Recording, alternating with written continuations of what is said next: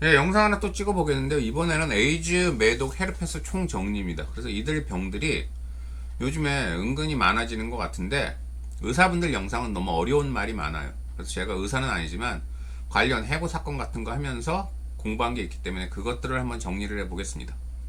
장면 전환하겠습니다. 일단 에이즈부터 가죠. 에이즈란 병의 정체는 뭐냐? 에이즈 바이러스가 우리 몸에 들어와서 면역 기능 떨어뜨리고, 그러면은 나중에 가벼운 병도 큰 병이 돼서 굉장히 우리 몸이 힘들어지는 거죠. 무시무시한 병이고요. 그 다음에 감염 경로, 성관계로만 걸립니다. 그래서 성행위로 걸리고, 여기서 말하는 성행위는 삽입성교, 즉 그 성기에다가 여자 성기에 남자 성기를 넣는 삽입성교를 얘기하는 건데, 키스나 그럼 구강성교로는 안 걸리느냐? 이론적으로는 뭐 걸린다 말이 있는데 현실에서는 거의 불가능합니다. 그래서 입이나 성기에서 피가 철철 나는 상황에서 뭐 키스나 뭐 구강성교를 했다, 그런 예외적인 상황이 아니면 걱정하지 않으셔도 되고, 그 다음에 증상, 대표적인 건 붉은 반점이라고 생각하실 텐데, 그거는 에이즈가 걸려서 아주 세월이 많이 지난 다음에 보통 나타나고, 초기에는 증상이 별로 없습니다. 뭐 있다고 해봐야 가벼운 감기 정도. 그런데 그것도 증상이 없는 사람이 많기 때문에, 그 무증상인 경우에도 에이즈는 얼마든지 걸릴 수 있기 때문에 이게 더 에이즈의 무서운 점이고요. 그 다음에 검사 시기, 이거는 검사법에 따라 틀립니다. 에이즈 검사법은 크게 두 가지예요. 하나는 항원 검사, 하나는 항체 검사. 항원 검사는 몸에 들어온 에이즈 바이러스를 검사하는 거고, 항체 검사는 그 바이러스에 싸우기 위해 만들어진 단백질, 물질을 검사하는 겁니다. 그래서 항원 검사 같은 경우는요, 항체 검사부터 얘기하면은, 예전에는 그 항원 검사를 할 의학적 기술이 안 돼서 항체 검사를 했어요. 그래서 그때는 마지막 성관계로부터 12주가 지나야 가능했습니다. 하지만 요즘은 항원 검사도 가능하기 때문에 보통 항원, 항체 콤보 검사 두 가지를 한꺼번에 검사합니다. 그래서 이런 시스템에서는 성관계로부터 6주만 지나고 나면 검사가 가능하다는 거예요. 이게 공식적인 입장이고요. 그리고 여러분, 약국에서도 팝니다. 약국에서도 팔고 인터넷에서도 파는데, 오라킥이라고 그래가지고 입에다 넣고 침 묻혀가지고 이제 검사하는 법도 있는데, 키트 검사죠. 그거 같은 경우는 그게 항체 검사입니다. 항체 검사. 그래서 그것도 12주가 지나야 정확하다는 거 말씀드리고, 그 다음에 치료 여부, 치료 안 되죠, 에이즈. 그래서 굉장히 무시무시하다는 거 말씀드리고, 관리 방법, 치료는 안 되지만 관리는 많이, 관리하는 법은 발달됐어요. 그래서 요즘은 하루에 약 하나만 먹어도 관리가 되고, 심지어는 두세 달에 한 번 주사만 맞아도 관리가 됩니다. 그래서 당뇨나 고혈압처럼 관리가 가능한 수준이 됐다는 거 말씀드리고, 혼인 가능성, 결혼할 수 있느냐? 그런데 일단 결혼하면 제일 먼저 생각하는 게 출산이죠.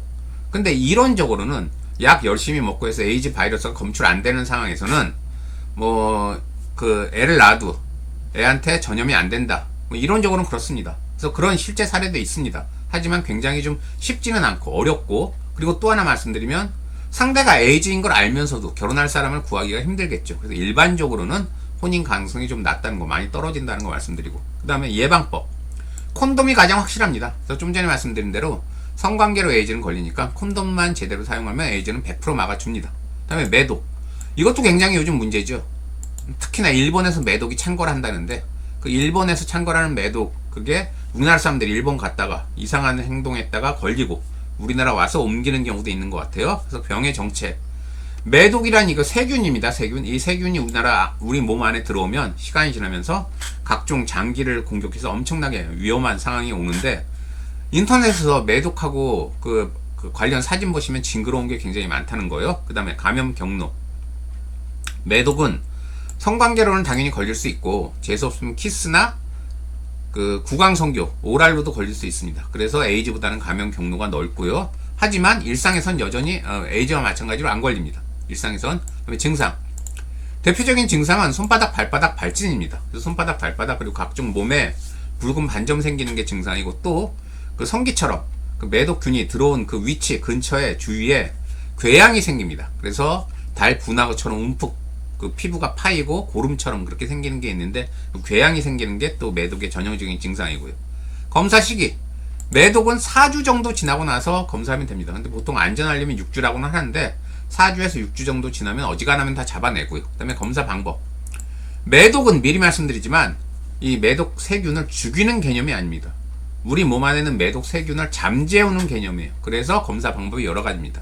그래서 일단 그 VDRL 제가 써왔는데, VDRL, RPR처럼 기본적인 검사들이 있습니다. 이거는 몸 안에 들어온 매독 균일 수치 같은 것도 잴 수가 있는데, 이 수치를 왜 재느냐? 이 수치가 치료를 하면 점점 떨어집니다. 그래서 이 수치가 일정 수준 이상 떨어지면 이제 매독균이 잠들었구나, 그래서 완치되었다, 이렇게 보는 게 매독의 치료 메커니즘입니다. 그래서 VDRL, RPR 같은 기본 검사로는 그 매독균의 수치를 보고, 그 다음에 TPLA처럼 정밀 검사가 있는데, 이거는 매독이 걸렸냐 안 걸렸냐 그것만 봅니다. 그래서 매독이 또 무서운 점 중에 하나가, 평생 일단 매독이 걸리고 나면 아무리 완치가 되고 나도 TPLA 같은 정밀 검사에서는 계속 양성이 나옵니다. 그래서 왕왕 그 회사 내에서 건강검진 같은 거 받을 때, 매독도 만약에 항목에 있는 경우에 매독이 이미 치료됐는데도 또 양성으로 나와서 고민하는 분들 계세요. TPLA 검사를 받은 거죠. 그래서 그런 분들은 RPR 검사, 좀 전에 얘기한 수치 같은 거 검사하는 그 검사도 받으셔서 수치가 이미 떨어졌다, 엄청 떨어졌다, 그래서 매독균이 활동하고 있지 않다, 그래서 완치다, 그런 소견서를, 의사 소견서를 받아서 회사에 추가로 제출하면 되는 겁니다. 그래서 매독은 다시 말씀드리지만 재발할 수 있고, 그리고 또 평생 정밀 검사에서는 양성 나오기 때문에 또 무섭다는 거. 그 다음에 치료 여부, 당연히 치료됩니다. 페니실린 같은 치료제, 주사제 맞으면 바로 치료가 되는데, 요즘은 페니실린 생산이 잘 안 된대요. 왜냐하면 페니실린 생산에도 예전처럼 수요가 많지 않아서인지 마진이 얼마 안 남나 봐요. 그래서 생산이 별로 안 돼서 대학병원급에 가야 주로 페니실린 주사가 있다는 거. 그래서 일부 병원들은 매독을 약으로도 치료한다는데, 물론 그거 가능하는데 페니실린이 가장 효과가 좋다고 하더라고요. 그 다음에 재발, 좀 전에 얘기한 대로 매독은 재수 없으면 재발도 합니다. 그래서 잠재우는 개념이기 때문에 잠다전 세균들이 다시 잠에서 깰 수도 있어요.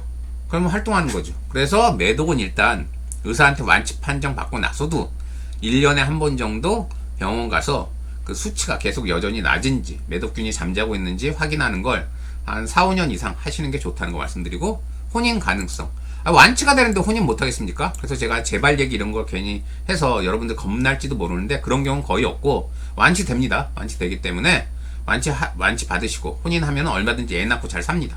예방법, 콘돔이 가장 확실한 예방입니다. 콘돔이. 그런데 좀 전에 말씀드린 대로 재수 없으면 키스나 구강성교로도 걸릴 수 있기 때문에 그건 좀 염두에 두시고, 그 다음에 헤르페스도 요즘 굉장히 많은 사람들이 고생하는데, 이건 증상이 너무 확연히 드러나서 고생하는데, 일단 병의 정체 보면은 헤르페스, 이것도 바이러스입니다. 바이러스가 우리 몸에 들어와서 평상시엔 조용히 있다가 우리 몸이 좀 약해지면, 스트레스 받고 우리 몸이 좀 약해지면은 그때 나타납니다. 감기처럼. 그래서 고통을 줍니다. 그리고 또 좀 지나면 또 사라져요. 그래서 계속 나타났다 사라졌다, 나타났다 사라졌다 반복하는 게 이 병의 특징이고, 감염 경로는 키스로도 많이 걸립니다. 성관계, 구강성교는 당연하고. 그래서 일부 분들 보면은 키스방 갔다 온 다음에 난 키스만 했어, 딴 거 안 했어, 그러니까 병은 안 걸렸을 거야, 그렇게 생각하시는데, 헤르페스는 키스로도 엄청 잘 걸린다는 거 말씀드리고, 그 다음에 종류, 헤르페스는 1형과 2형으로 나눠집니다. 1형은 입술 주위에 생기는 거고, 주로 우리가 입병이라고 그러고, 그건 성병이라고까지 보는 사람은 별로 없죠. 그래서 상당 사람들이 가지고 있고, 그냥 피곤하면 입에 물집 잡히는 거, 그거 헤르페스라고 보시면 됩니다. 그래서 그거는 큰 영향 안 주죠. 그 다음에 문제는 2형입니다. 2형은 성기 주위에 물집 같은 게 잡혀요. 그래서 보기도 좀 징그럽고 아프기도 하고, 소변 볼 때도 아프고 통증도 있대요. 그래서 2형이 많이 문제라는 거. 이렇게 종류가 나눠지고, 증상은 좀 전에 말씀드린 대로 수포, 물집 같은 게 잡히고, 아니면 통증 생기고 관절염도 온다고 합니다.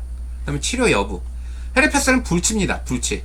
그래서 치료가 안 됩니다. 그게 굉장히 무섭다는 거 말씀드리고, 그 다음에 재발 가능성, 헤르페스는 엄청 재발 많이 해요. 그래서 좀만 몸이 피곤하면 재발하기 때문에, 그래서 또 사람들이 굉장히 피곤해하고, 그 다음에 관리 방법, 헤르페스는 평소에 몸의 면역 기능 이런 걸 좋게 해서 열심히 운동하고 좋은 거 먹고 술 담배 안 하고, 그래서 몸을 좀 튼튼하게 하는 게 재발을 막는 유일한 방법이라고 합니다. 그다음에 혼인 가능성, 당연히 혼인 가능하죠. 헤르페스가 재발한다고는 하지만 상당수 사람들이 가지고 있고, 수포나 통증 외에는 별다른 몸에 영향 안 주기 때문에 당연히 혼인 가능하고 애도 낳을 수 있습니다. 다만 헤르페스는 상대한테 얘기는 하고 연애를 하는 게 좋지 않을까. 아무래도 키스 같은 거 하다 보면 헤르페스 옮길 수도 있기 때문에 상대한테 최대한 내가 조심해서, 그리고 또 이거는 항상 전염되는 건 아니고, 증상이 없을 땐 전염이 안 됩니다. 그래서 증상이 없을 때는 키스 같은 거 해도 상관없으니까 상대한테 내가 헤르페스인데 증상이 없을 때는 성관계에도 상관없다, 키스해도 상관없다, 이렇게 상대를 안심시키고 정보를 다 주고 그리고 결혼도 하고 혼인도 하는 게 좋지 않을까 하는 생각을 합니다. 그 다음에 예방법. 헤르페스 예방은 콘돔으로 많이 막아주는데 다시 말씀드리지만 키스로도 걸리기 때문에 그런 점은 좀 어쩔 수 없다는 거 말씀드리고, 이제 화면 바꿔서요. 여기까지 말씀드렸는데 뭐 헤르페스, 매독, 그 에이즈 외에는 다른 성병들은 다 고칠 수 있고 뭐 큰 문제 안 되기 때문에 이 세 가지 위주로 제가 정리했다는 거 말씀드리고, 여러분들 인생 살아가시는데 이 영상이 조금이나마 도움이 되면 좋겠습니다. 감사합니다.